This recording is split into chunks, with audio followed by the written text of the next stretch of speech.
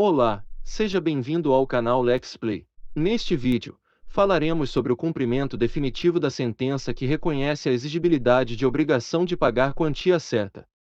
Bom vídeo. Do cumprimento definitivo da sentença que reconhece a exigibilidade de obrigação de pagar quantia certa. No caso de condenação em quantia certa, ou já fixada em liquidação, e no caso de decisão sobre parcela em controvérsia, o cumprimento definitivo da sentença far-se-á a requerimento do exequente, sendo o executado intimado para pagar o débito, no prazo de 15 dias, acrescido de custas, se houver. Não ocorrendo o pagamento voluntário no prazo do caput, o débito será acrescido de multa de 10% e, também, de honorários de advogado de 10%. Efetuado o pagamento parcial no prazo previsto no caput, a multa e os honorários previstos no parágrafo 1º incidirão sobre o restante. Não efetuado tempestivamente o pagamento voluntário, será expedido, desde logo, mandado de penhora e avaliação, seguindo-se os atos de expropriação.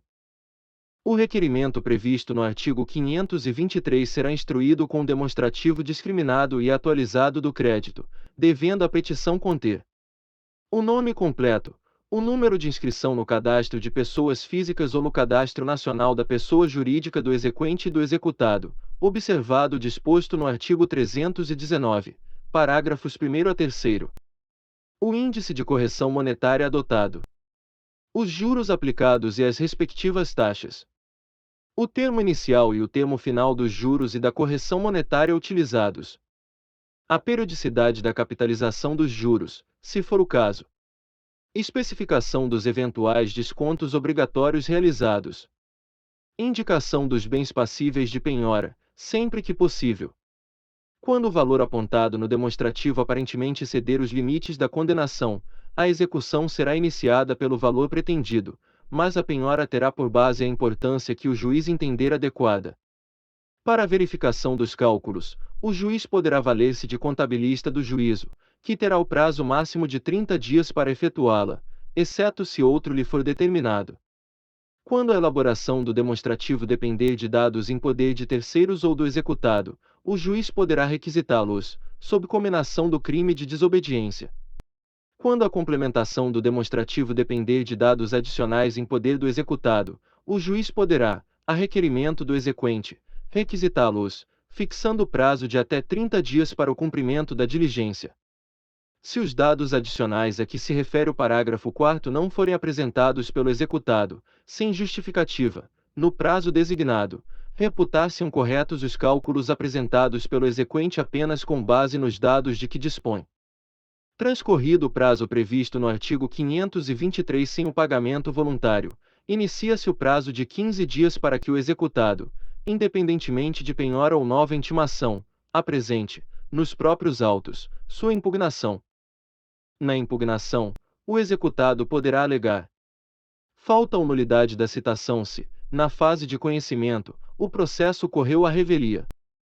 Ilegitimidade de parte. Inexequibilidade do título ou inexigibilidade da obrigação. Penhora incorreta ou avaliação errônea. Excesso de execução ou cumulação indevida de execuções. Incompetência absoluta ou relativa do juízo da execução.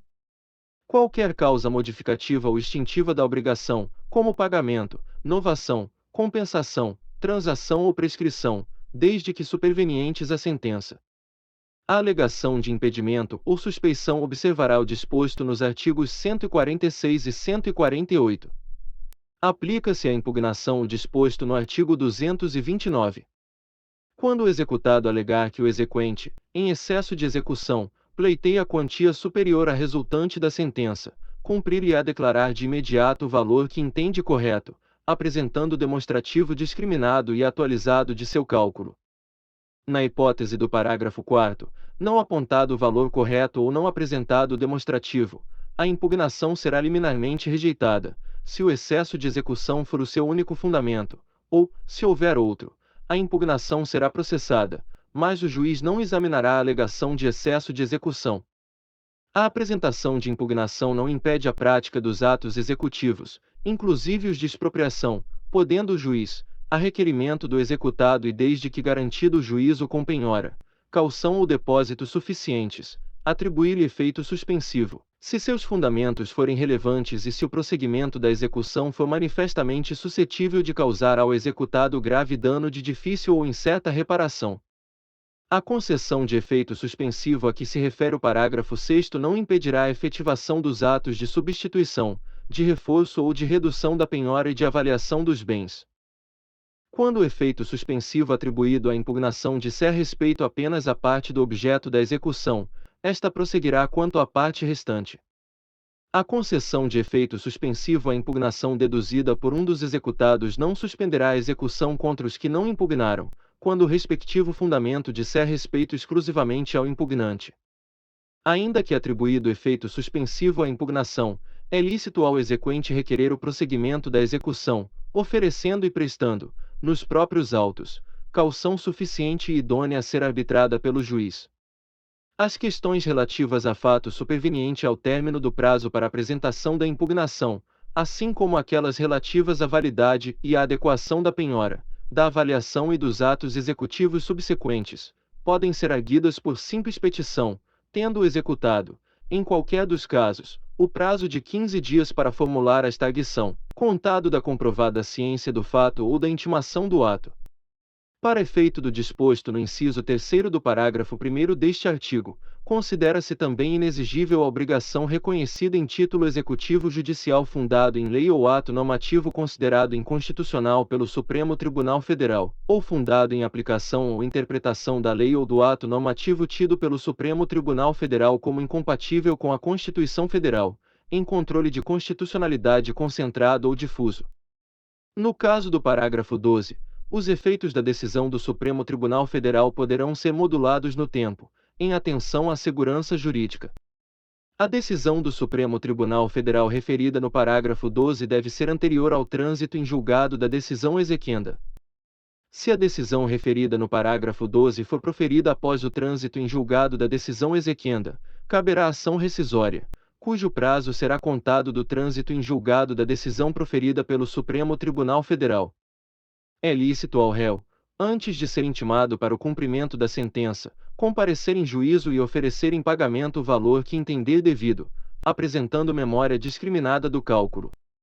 O autor será ouvido no prazo de 5 dias, podendo impugnar o valor depositado, sem prejuízo do levantamento do depósito a título de parcela incontroversa.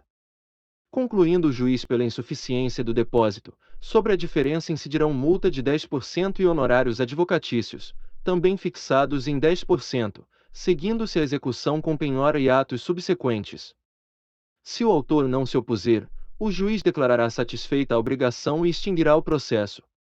Aplicam-se as disposições deste capítulo ao cumprimento provisório da sentença, no que couber. Parabéns! Você concluiu mais um vídeo. Obrigado e até breve.